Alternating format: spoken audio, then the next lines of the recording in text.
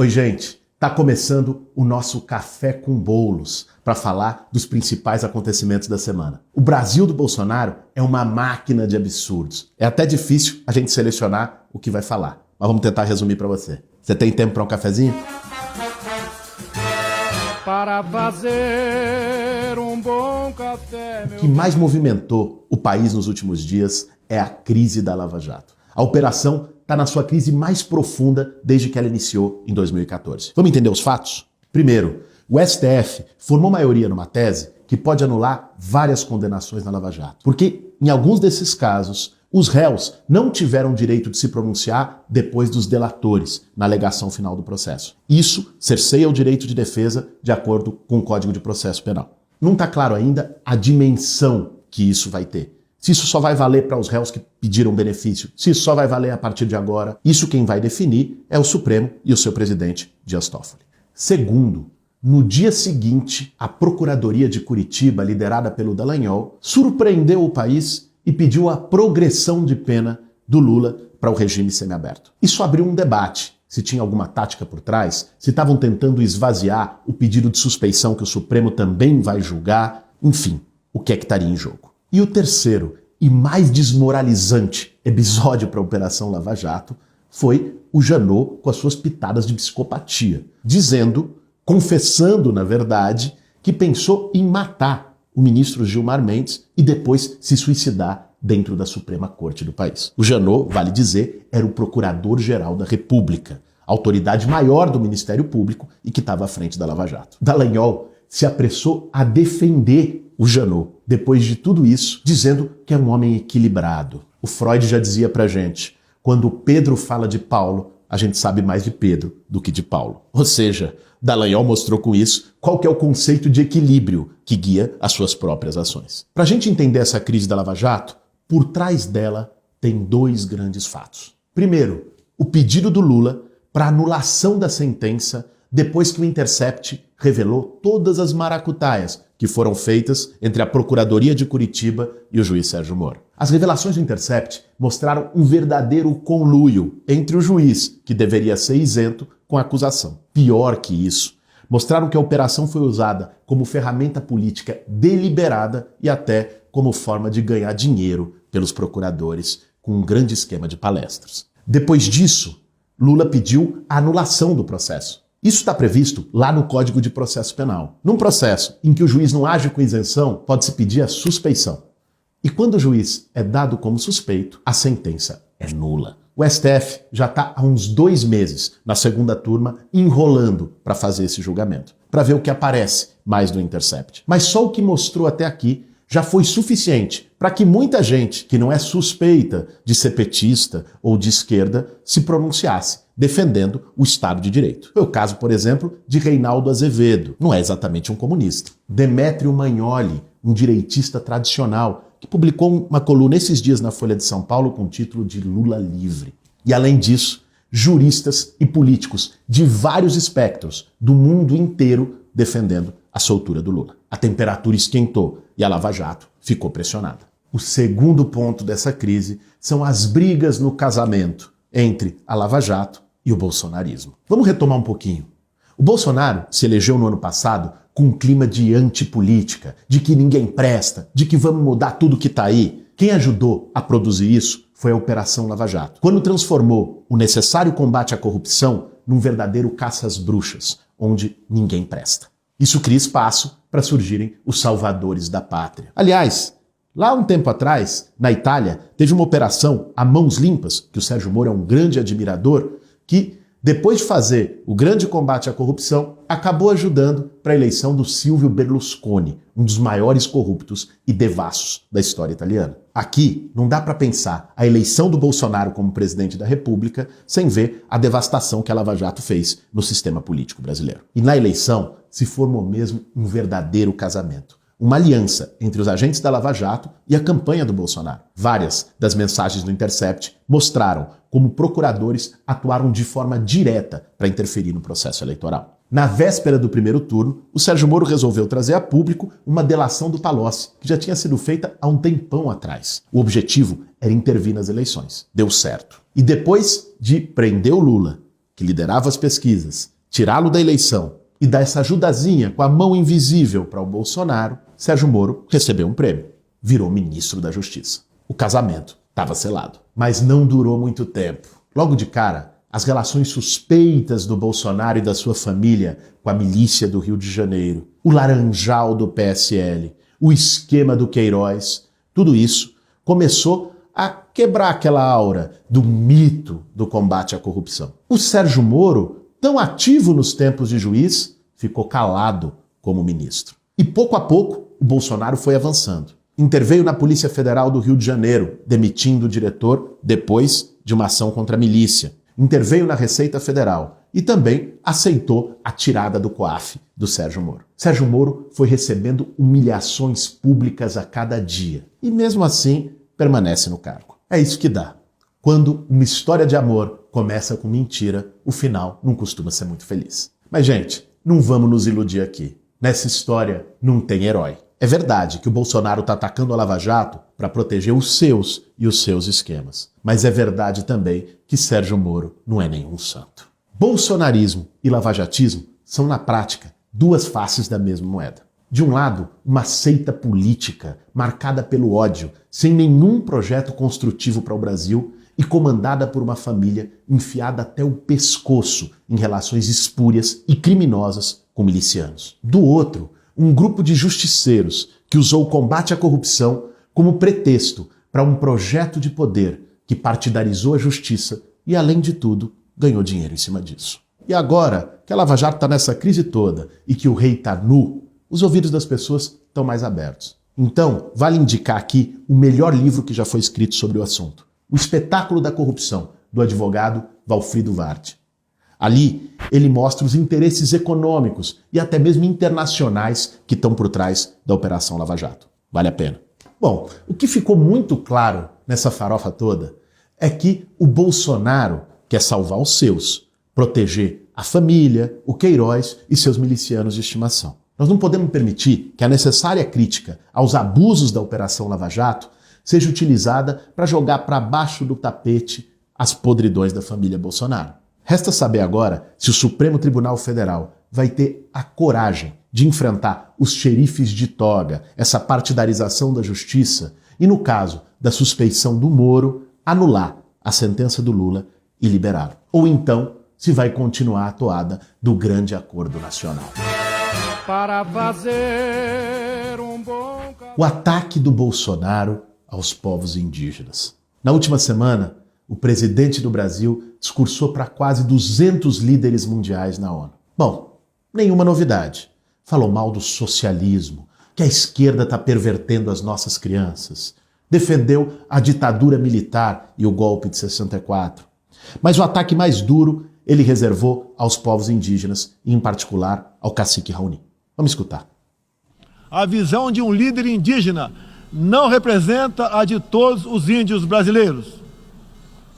Muitas vezes, alguns desses líderes, como o cacique Raoni, são usados como peça de manobra por governos estrangeiros na sua guerra informacional para avançar seus interesses na Amazônia. Infelizmente, algumas pessoas de dentro e de fora do Brasil, apoiadas por ONGs, temem em tratar e manter nossos índios como verdadeiros homens das cavernas. Acabou o monopólio do senhor Raoni. É de doer. Bom, mas para quem não conhece, é bom a gente explicar aqui quem é o cacique Caipó Raoni. Raoni é um dos principais porta-vozes da causa indígena em todo o mundo. Tem 89 anos, é respeitado em toda parte. Só esse ano já se reuniu com várias lideranças mundiais, entre elas o Papa Francisco. E ele está, mundo afora, denunciando a política de devastação ambiental e de genocídio dos povos indígenas proposta por Jair Bolsonaro. É isso que deixou o presidente tão irritado.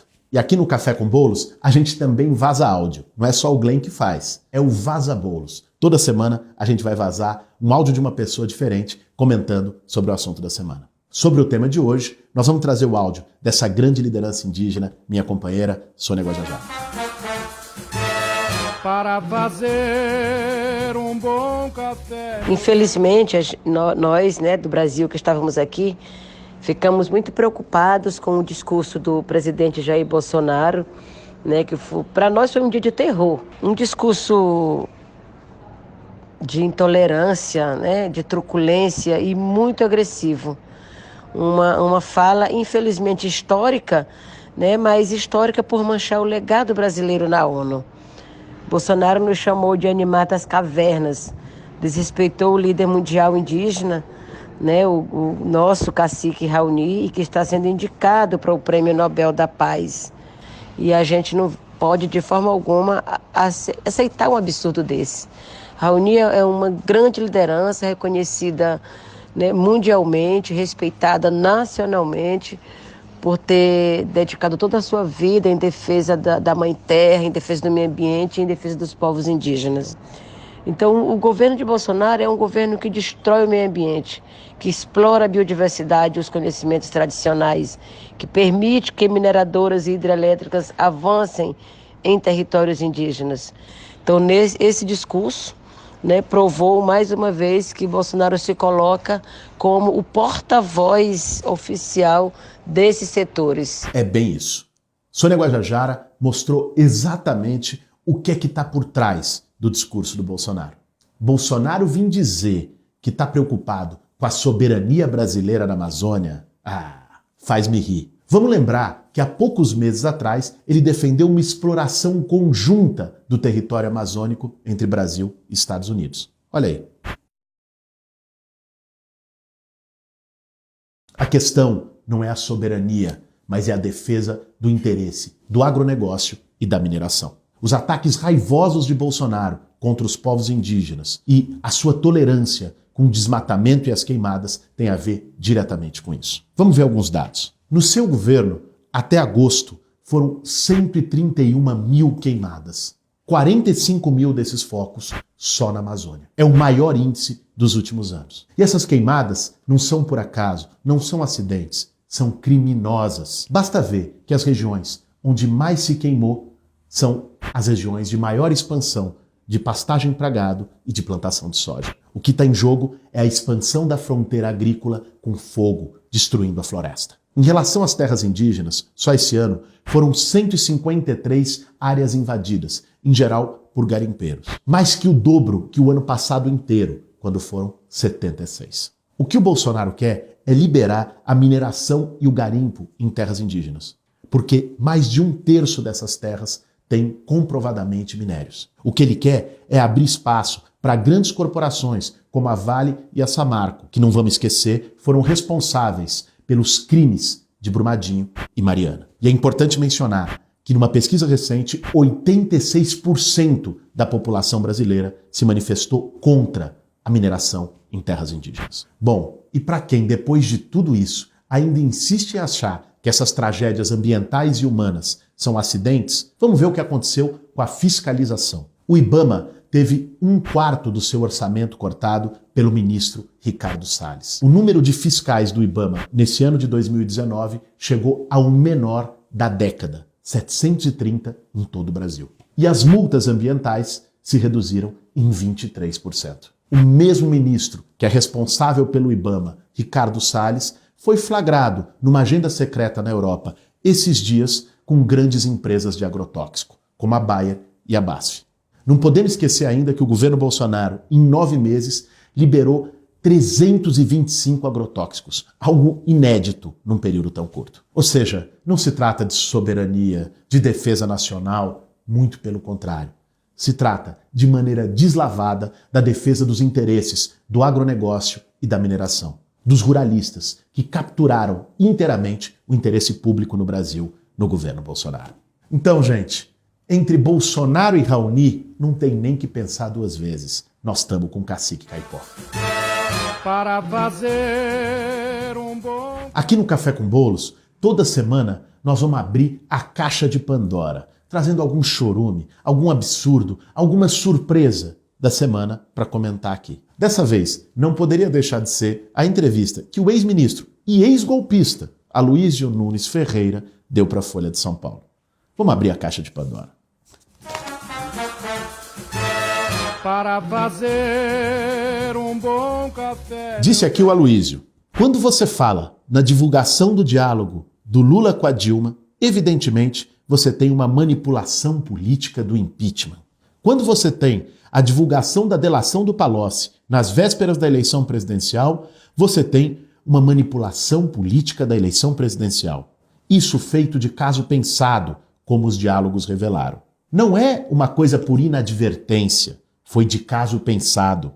Então, isso para mim torna, não todos, porque eu não conheço todos, esses casos em que esse tipo de procedimento se verificou nulos, porque atingiu um princípio fundamental do Estado de Direito, que é a garantia que a existência de um juiz imparcial dá o direito de defesa. Aí a jornalista provoca: bom, principalmente na época do impeachment, o PSDB explorou muito esses diálogos, né, Aloysio? Não só o PSDB, o Supremo Tribunal Federal acabou por barrar a posse de Lula como ministro da Dilma, com base em uma divulgação parcial de diálogo, feita pelo Moro e os seus subordinados do Ministério Público. Eles manipularam o impeachment, venderam peixe podre para o Supremo. Isso é muito grave.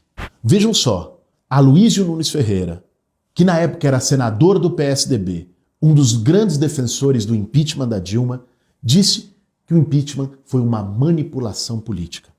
Aloysio Nunes Ferreira, do PSDB, adversário de Lula, diz que a sua prisão e que a eleição presidencial foi também uma manipulação política. Disse ainda que Moro e a Lava Jato venderam para o Supremo, para o Senado, para a República, um peixe podre. É muito sincericídio para uma entrevista só. Mas vamos ser justos. Antes do Aloysio, que foi ministro das Relações Exteriores do Temer, o próprio Temer, o maior beneficiário dessa grande manipulação política, também reconheceu o que a esquerda sempre disse, que o processo foi um golpe. Aliás, ouvi numa breve referência de que eu teria apoiado a ideia do golpe, que eu jamais apoiei ou fiz empenho pelo golpe. Eu era adepto do golpe, a refutar essa questão do golpe. Né? É inacreditável. E teve gente que tentou defender o Temer dizendo que ele cometeu um ato falho.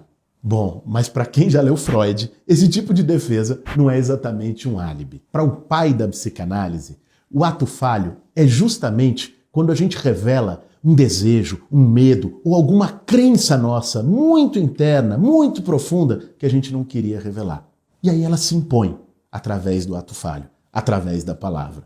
O Freud cita o exemplo numa das suas conferências de um presidente do parlamento alemão que não queria de jeito nenhum que uma sessão acontecesse, porque ia ser ruim para ele, para o partido dele, e no momento que foi abrir a sessão, ele simplesmente disse: declaro encerrada a sessão. Esse é um típico ato falho, quando a pessoa revela o seu sentimento, revela o seu medo no lugar mais inapropriado. E foi exatamente isso que o Temer fez. Revelou a sua crença, a sua compreensão profunda de que de fato foi um golpe para todo o Brasil ver no Roda Viva da TV Cultura. Antes tarde do que nunca. Se nós formos lembrar, não é a primeira vez que isso acontece na história brasileira. O golpe de 64 foi apoiado por várias pessoas que se diziam democratas, que estavam combatendo o comunismo de João Goulart. Carlos Lacerda foi um deles e vários outros políticos da época. Mas algum tempo depois, quando viram que os militares não iam chamar a eleição coisa nenhuma e que eles seriam os próximos na fila da perseguição, aí sim começaram a denunciar o golpe de 64. Dessa vez, o reconhecimento histórico está vindo mais cedo do que muita gente podia imaginar. Esse foi o nosso Café com Bolos de hoje. Acompanhe a gente nas redes, podcast, YouTube, Facebook, Instagram, vai estar tudo aqui embaixo. E se você quiser comentar, sugerindo temas para o nosso debate, comenta aqui com a hashtag Café com Bolos. E quem compartilhar o programa nas suas redes, marcando a gente, vai concorrer a um sorteio já na próxima semana dessa caneca aqui do Café com Bolos. Até lá. Para fazer um bom café, meu... Tá bom, você acha? O golpe com aquela mãozinha dele, né? O golpe!